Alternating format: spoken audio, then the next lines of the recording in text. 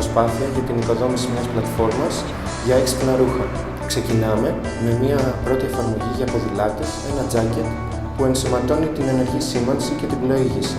Ελέγχεται από smartphone και τα διάφορα ρούχα μεταξύ τους σχηματίζουν συστάδες για την αλληλεπίδραση των χρηστών.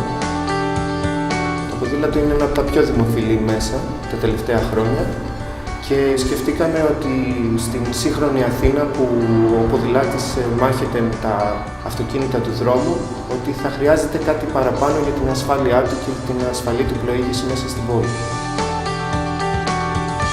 Το δικό μας κίνητρο για τη συμμετοχή στον διαγωνισμό iBank Καινοτομία και Τεχνολογία είναι η ενεργή αναζήτηση της χρηματοδότησης για το ξεκίνημα της εταιρείας μας.